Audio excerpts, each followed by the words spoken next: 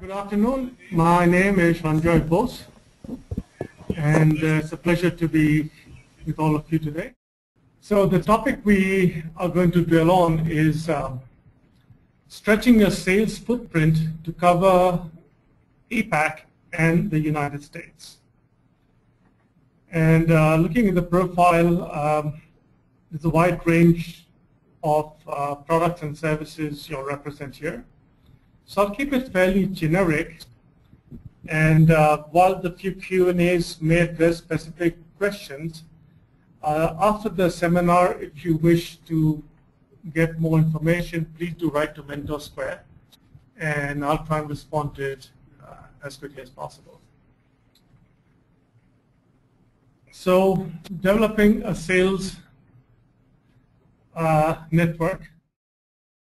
The ASEAN is a geopolitical and economic organization of 10 countries in Southeast Asia.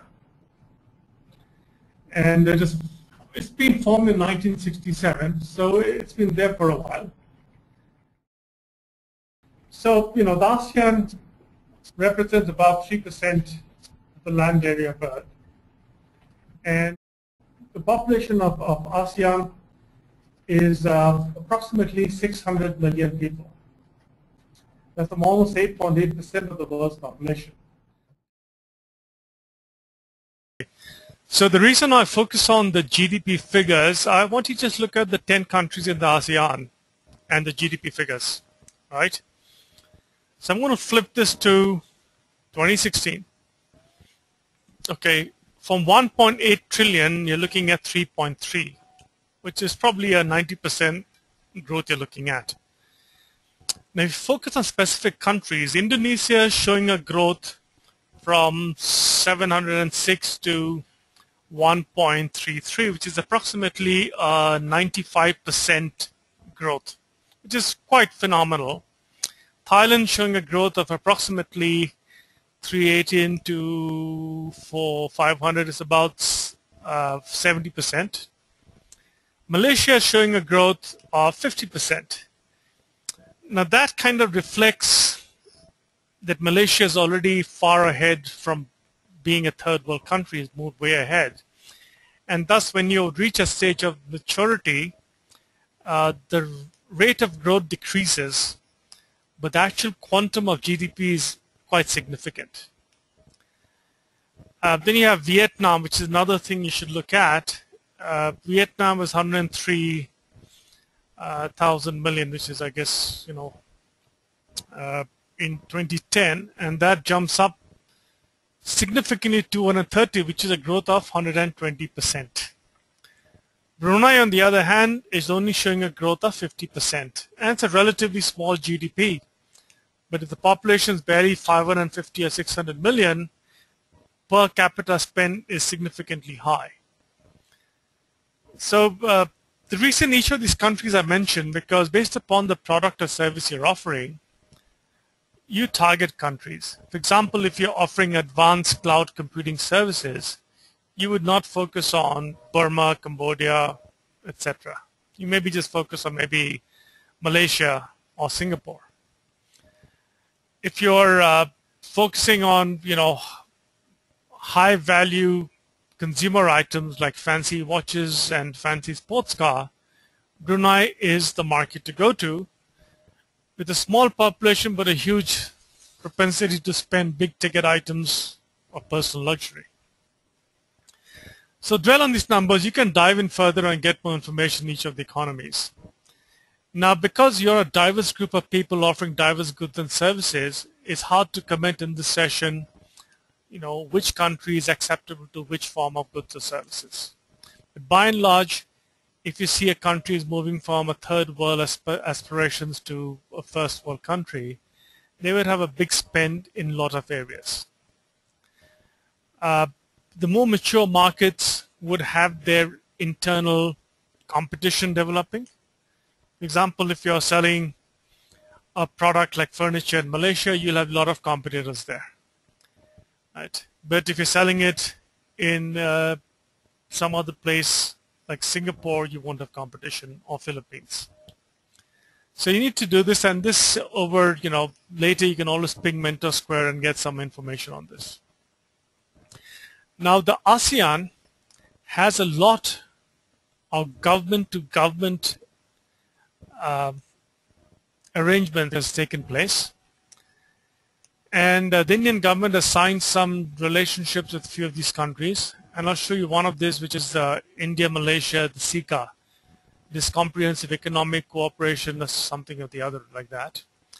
And what happens with this is a lot of tariffs have changed, and it has made life a lot easier for exporters from India to export to Malaysia. It's not just physical goods, but also services. For example, a lawyer in India could not practice in Malaysia, but with the SECA, some of these are being addressed. So Malaysia is one which was signed up last year. It's worth looking into details of SECA and finding what is covered under that in case it suits your individual requirements. And as you see, it is not just common industrial goods, but also stuff like bananas, mangoes, and guava, and basmati rice. So it spans a wide spectrum of goods and services. Another example, which is on Vietnam, this is very recent, this is October 2011, actually, not 2012. They see the growth of bilateral trade go from 2.7 billion to 7 billion by 2015, which is only 3 years away. Very, very significant. Okay, this is Vietnam. And if you look at the last point there, it's a 10-year strategy for development of infrastructure, electrical power, roads, seaports. So therein lies the opportunities. Because any of these large-scale infrastructure projects typically has a lot of needs for smaller ancillary industry, support services, etc. It's pretty significant. As I said, Vietnam's growth is almost 120%.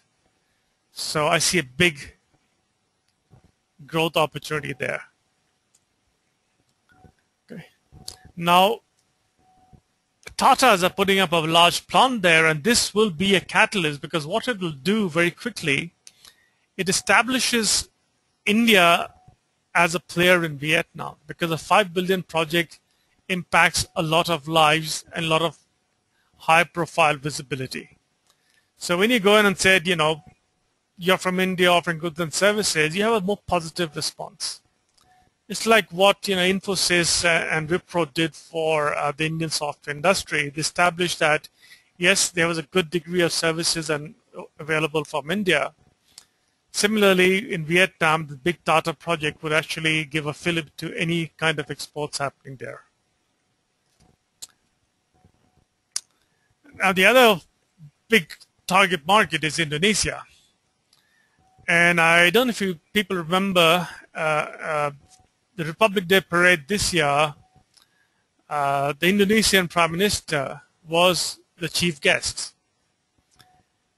And if you go back to 1950, when Nehru did his first Republic Day, it was Sukarno, the then president of Indonesia, who was attending the festivities.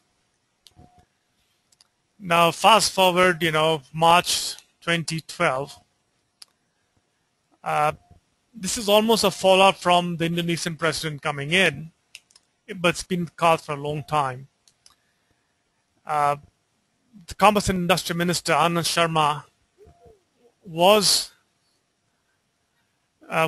worked out with the Indonesian Minister, Hatta Rajas, and they have a huge agreement which supports a lot of trade in goods, services, and investments. The bilateral trade target is 25 billion, which is fairly sufficient. It gives a lot of room for a lot of companies to sell a lot of things. But of course, keep in mind when I talk about the GDP figures that the propensity to pay and the value of payments would always be lower in developing countries than in more developed ones. For example, Singapore, Malaysia may pay a better US dollar rate for any given goods and services than, say, Burma, Vietnam, or Indonesia. Well, I'll make a small distinction, not so much Vietnam, because Vietnam's still very early stage, and the internal industry hasn't been built up. So they tend to pay a little more than you would naturally expect. But once internal competition grows, etc., there'll be some, smoothing of the highs and the lows. Malaysia, Singapore, that would happen. They pay a higher amount, but not an abnormally high amount. Down to selling. Now, there's a harsh reality in the ASEAN that the know-how versus the know-who factor. Unfortunately, except for Singapore, the know-who is more critical than the know-how. So everything else being equal, there are parochial tendencies, want to do it with your own people, look at strangers, not with suspicion, but still want to give it to your own people, the main business. That's a bit of a problem you need to deal with in most of these countries except Singapore. I'm sure my friend in Malaysia would understand what I'm talking about. A lot of it is nepotism and favors. For example, if you're selling an apple and the local competitor is selling an orange, and the customer needs an apple, they may still buy the orange. It happens at almost every level. Second, we talk about language and cultural barriers. Indonesia, Malaysia is fine, but Thailand and, say, Indonesia, there's a bit of an issue there. In Thailand, it's always best to have the presentation done in the local language. Indonesia, you can make the presentation in English, but if you do it in local language, it's much, much stronger. They understand English, but the ability to respond quickly is slightly limited when talking in English. But this will reflect later when I come to what kind of a sales team we build there. Right? The business development and relationship building. Any good sales cycle, persistence is very critical, that you need to go back consistently and keep it going. However, in most of the ASEAN region, a relationship building is very critical. And this also impacts in Japan and China. In Japan especially, where it takes a long time to develop a personal handshake, but once it is there, the Japanese are very loyal partners. You'd find a lot of after-office socializing happening, and that is quite critical in most of the ASEAN region. Whether Singapore, Malaysia, Thailand, Philippines, Vietnam, people want to get comfortable, have a good handshake, a personal rapport with you before a business is done. So the trick here, if you are selling a sufficient size of order or a service or product which has a long sales cycle, the trick is to build relationships even before the demand arises. So, for example, you meet somebody important at a bank. You just, socialize and become good friends with him, even before the bank has shown any interest in what you're looking for, or the bank has a need. Because once the need comes up, because he's your buddy by now, you tend to get a better response from them. So it's a bit different in America. In America, it's for the moment, I need to buy product X today. You show up at my door with product X. It's exactly what I need. The price is competitive. You can get the deal. But most of the ASEAN do not expect the American style of salesmanship there. In fact, a lot of European and American companies have not been very successful because that approach doesn't work. And you'll learn it later at a high cost. Sales cycles typically are very long. The US and Europeans, the sales cycles are much, much shorter. But this is a long sales cycle. Because one of the reasons is decision making very often is concentrated at the top. A simple example, if you're in a US restaurant and there's some problem with the dish you order, you basically call the waiter and he makes a decision there and then, to maybe replace it, change it, whatever, not charge you for it. Most of Asia, the ASEAN region, including India, it goes into a hierarchy of really going to the boss to say whether we charge it or give it for free. So this also impacts even with banks. For a small decision, you find the board sitting and making a call on it. But the board members are typically non-executive. They don't know the business very well. They meet once a month, and within the 2 hours meeting, they're thrust half a dozen proposals which they need to say yay or nay. This typically they would hesitate to do it till they understand it, and thus you have a delay in your sales cycle. Please keep this in mind. They'll always tell you board approval, and it could be very true. It's very rare even a CIO of an organization can make a decision to buy something even small. The second last point is affinity towards brand. All of Asia, not just us, all of Asia is extremely brand conscious. And that not reflects on your watch or the clothes you wear, but also on the goods and service you buy in a corporate deal. Like they'd rather stick to a safe brand of a Accenture Consulting than go for something which is not branded. Of course, you do have a lot of piracy there, maybe in personal clothing, goods and services, luxury items. But in the corporate world, brands does carry a bit of weight. Of course, they always will weigh the price-performance ratio, and sometimes the big brand would be preferred just because it's a safe deal. Now, of course, since a lot of you are with small companies, how do you build up the brand? It takes time. So I would say what you do is focus on the business development and building up a handshake and being very persistent. Persistence shows you don't have arrogance. You're always available, you can respond on time, etc. Focus on that. The last point I said is F to F. Well, there's nothing rude here, it means face to face. And that is also a way to kind of, play up with your lack of a brand sometimes. Just being able to be there, meet people, have a cup of coffee, noodle soup, nasi lemak, whatever, and build up the handshake.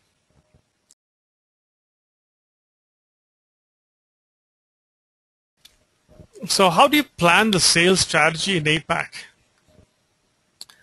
So one is determine the territory you want to service.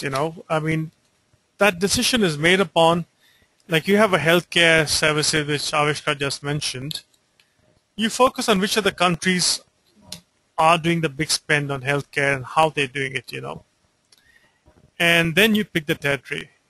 Otherwise, you're going to be flitting between, 3-4 different territorial boundaries, which makes it a little difficult in selling.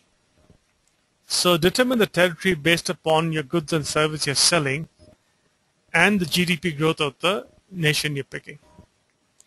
Now, I said the sales cycles can be a little long in the ASEAN region. So do a realistic estimate how long it takes. If you think it's going to take 90 days, I would say multiply by 2.5. Okay. And thereafter determine what is the budget or the period you can sustain a sales activity. For example, initially, you want to go, say, for the healthcare in Vietnam. You're going to go make trips back and forth. So figure out how often you need to be there. And to go back to the previous slide, I said the face-to-face is important. So factor in, before you set up a branch or whatever, you need to fly back and forth. Figure out how long you can sustain that as a budget and how long you can do it physically going back and forth. All right. The target revenue figure will be a factor of, the GDP growth, population. If there's some data, how much is spending in healthcare. And if you're in the business, you know that typically if the healthcare budget is 100, maybe 2% goes into IT services and software products. So determine that way what is the target market in Vietnam. How much are they spending? They're spending, say, $1 billion on healthcare, If 2% is typically spent on IT goods and services, 2% of 1 billion is the total market. Then you factor in what competition there can be. Right. Now, how do you do the sales? Is it going to be a local, FTE stands for full-time employee, going to be a local FTE, or will it be somebody from your office you're going to post there, which is an expatriate employee, or will you take a local partner, right? There are pros and cons in each one of these. You know, the local person, if you're new to the region, will be difficult for you to hire, to understand how to do the hiring. A headhunter can help you, but there's no replacement for your own knowledge. Second is, as I said, they're very brand conscious. So if your company is not well known, would they actually want to join a unknown company from India? Would they quit a job in, you know, a big healthcare provider and join your company? You know, these are tough sales calls you have to make for the hire. So you have a look at the option of an expat from your own office in India or wherever it is, you want to send them to the new country. Advantage, you know the person, you know he knows your goods and services, etc. Issue could come up if it's Vietnam or say Thailand, the language problem. It is going to be a problem. Third option is you take a local partner. How do you identify the partner? How do you select him, etc.? Of course, you could also do a combination, which means you get an expat employee there who is like a business manager, and he works with a partner or he employs a local. So you have the comfort of knowing your own person is there and the local flavor is imparted by the partner, the local employee. That is a very effective way to go about things. But then you're looking at a budget of 2 people there. So that could be a significant increase in your sales budgeting. You can factor in whether you need to, you know, either take a local expat employee and a FTE or just fly back and forth. I mean, the distances in ASEAN is not great from India. You can fly back and forth twice a month and work with a local partner. Now, one caution with the local partner, and a lot of companies faced it, please do your due diligence on the local partner. Very often the partner comes in a fancy car, fancy clothes, talks big, but he never takes you to his office. So please, at the second meeting or third meeting, make sure that you go to your partner's office and see what he has there. Because if it's just a one-man operation, you know, he may not be the ideal partner. So identify a partner. Don't get taken in by somebody who shows up in a Mercedes-Benz car and takes you for a nice dinner. Make a point to visit the office. That'll give you an indication as to what kind of operation he runs. Very important. And that occurs across the whole ASEAN region. Next point is, do you take a branch office, a rep office?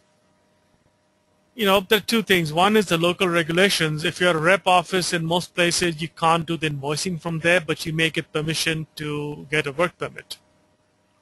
Second, if you have a local operation, then you have an image of saying, you know what, I'm here for the long haul. I'm going to stay in your country. I'm going to do business here. I'm going to be your friend. So it does help having a local office. But that's a call you make. Second, the local office, you may have some benefits of either tax breaks. A lot of these countries have free trade zones, or, you know, like a export zone, which gives you tax breaks. Or it may also help you with work permits and visas. But that's a call you make. It varies from country to country. But most important, it will actually project you that you're here for the long term. You've had to set up the office, you have a company, etc. Now, part of this comes about because in the '98 financial crisis, a lot of foreigners bailed out of the ASEAN region. They just packed the bags, walked out. You know, credit card bills unpaid, etc. So thereafter, most of the ASEAN got a little wary of foreigners coming in to do business. So they would like to see an establishment of an office so they know if there's an issue, they can actually go legally and catch you there locally. It also helps build up the trust that, you're not here fly-by-night operator, you're here for long term. Again, building up the brand and the image, it helps a lot. Last point, of course, it's not a comprehensive, we can always add more points, but I think it's relevant points is, do we go for the RFP or versus a direct pitch? And just going back to the couple of questions raised earlier, a lot which is going to be government driven could land up as a tender process. Therein, typical guys going in for the first time to a new country have a serious disadvantage. One, it may need a local person to respond. Two, there could be some minimum capital requirements, revenue, profitability, etc. If you're new, you may find it hard to meet these. So in these cases, the RFP, a local partner does help, but then the local partner should be of sufficient standing that he can meet the RFP rules and regulations. Versus the direct pitch, you could be going to non-government agencies where the RFP may not be in place, and you can pitch directly for business. For the direct pitching, flying in and out of India can be pretty effective, or having an expat employee can be effective, or a local partner as well. When you do fly in at the initial days of your companies, there's a bit of urgency you've shown by flying in. So you tend to get appointments and people to give you time a little easier. Right? The same manager who doesn't have time for the local manager, the local sales guy, would find time to meet you if you're flying in from India.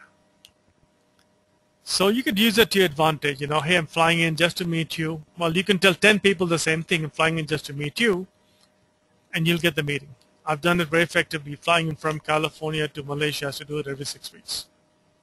Very effective. That's ASEAN. I hope I've not depressed you all, but there's a huge opportunity. Look at the GDP figures. So I'm going to jump to the US now. Well, it'll be more than a jump. It is a long flight. It happens in one slight movement. Okay. The US is a market most of us are more aware of, and there's been a fair amount of high-profile activities there. So first and foremost, they are more open-minded. They're not parochial. You still may go to some remote corner of Nebraska and Wyoming where they'll wonder which planet you've come from. But by and large, very open-minded and fair people. So the know-how is key. The know-who always helps in a sales situation no matter which part of the world you're in. If I know a decision maker better than you do, I will get the deal if everything else is equal. Both of us selling apples. Know-how is key. So out here, it's important you know your product and service extremely well. You can make a formal presentation which people will study, ask questions, etc. The difference is here in most of the ASEAN, when you make a presentations, they rarely ask you questions. One is maybe a language barrier in some countries like Indonesia and Thailand. There's a slight language barrier. Second is most of ASEAN people are slightly more polite and shy. And they always defer to somebody senior or a guest. So they don't think it's proper to ask a guest a question which he can't answer. Right? They want to avoid the embarrassment for the guest. It's saving face for the guest. That across the ASEAN, this is a tendency. So that they tend not to ask you the questions. In the US, they know who is important, so they will ask you all the questions. So please be prepared. Do not go unprepared. To be, my personal example, I lived in the US in Palo Alto, California for 12 years. I worked for a company. I first went on my own, did a little stuff, knew the market, then I joined a company. Then I started a company with a group of friends. Started a second venture funded company in '99, building a web service platform. I'm in the IT business. And when I made a sale, I had to be damn good in studying and preparing for presentations. And then I started flying to Malaysia for a lot of work. And I realized, I didn't need to prepare for the presentation so much. because nobody asked questions, nobody studied the presentation in advance. So it got a little sloppy, to be honest with you. I didn't do so much of homework. But if I were to go sell back to the US or Europe, I will go back and do my homework, because the know-how is key here. The know-how can be best demonstrated with your product knowledge and experiences. Having lunch and dinners and sakes will not help you close a deal if you're incompetent. Now, in the US, the third point, remote sales is very possible. The F2F is not that critical a barrier. I've done business with people I've never met in my life, but do business for a long time. And sometimes you have a face-to-face meeting and then everything is remotely done. They're used to working remotely. They're happy to do it remotely. So keep that in mind when you're planning your sales too, that remote sales is possible. And people typically will not socialize very much after office hours in the US, unlike the whole ASEAN and Asia Pacific region. They'll do a lunch with you, maybe a game of golf, but that's about it. It's rare that they will come out except on Christmas, New Year time. Remote sales being possible, there's a vast opportunity and market which opens up. You don't have to be geographically present there. Because it's a vast market, you could also specialize in it. For example, if you're in healthcare, but you have a software just for doctors' clinics, that doctor's clinic itself could be a niche market. You don't have to be for hospitals. Whereas in the ASEAN region, you could be a little more broad-based because the market is smaller there. Each niche is smaller. So you could specialize, or if you have a niche product, you can position it well and get by in the US. Because each niche is a huge, huge market opportunity. The US is by far a giant of a market. California itself is an enormous business area, almost the seventh largest economy, I think, if I'm not mistaken, in the world. So how do you plan a sales strategy for the US? Now, one, you can't actually fly in and out of the US, every 2 weeks. Not viable, not possible. Second is you cannot, take meetings very casually. There people like to plan, stick to schedules, etc. So I'll go to the third point is, target a domain or geography where you want to be in. It's a very big market. I mean, California to New York is, almost 2,800 miles. 4,500 kilometers. You can't fly back and forth that easily, right? So the target you pick is based upon the product or service you're selling. Certain places are more concentration, So pick your geographic area well. But once you anchor there, then you can do remote sales to other parts of the US. Now, your budget determination can be tricky because in ASEAN, once you put your salary of the individual, the overheads are not that high in terms of office benefits, etc. In California, your benefits, etc., can be probably 40% of the salary. If you offer somebody $100,000, your actual offer is $140,000, and you have to comply with a lot of rules and regulations. Second is, and I've seen a lot of companies make the mistake, they've done the planning assuming you can buy a $600 ticket from San Francisco to New York. Yes, you can buy a ticket for $600, but only if you plan 3 months or 3 weeks in advance. In the business situation, typically that will not happen. You get a call on Thursday to fly to New York the following Monday. Beginning of the week, tickets are expensive, you pay $1,600. That blows your budget off completely. Right. So be careful of the hidden costs. You want to go for a seminar, unlike India, you just can't walk in there paying a small sum of money. It could be a big ticket item. Plus the cost of car rentals, insurance, blah, blah, blah, and you got a big ticket item there. So look for the hidden costs. You have to meet people at seminars, etc. Factor in that cost. Factor in a business dinner will cost you $150. You can't take somebody to McDonald's. Feet on the street, how do you do it? a full-time employee. In the US, you have an option of a part-time employee, local. I never mentioned part-time in the ASEAN region because that is not culturally a common thing done there. People don't work part-time. In US, people work part-time, and typically they're pretty diligent how they give you their time. It can work. Make sure the part-time guy is not promising you time on Saturdays and Sundays. Nobody in US works on Saturdays, Sundays. In ASEAN, it's quite possible you'll be meeting up with a business colleague on a Saturday and a Sunday, not in the US, unless you're very, very close to somebody who's your buddy. So the part-time guy, I got taken in 1990, ex-IBM guy, very senior, said he'll be a part-time sales consultant to me. He promised me 20 hours of time, which is half a working week, 40 hours of the week.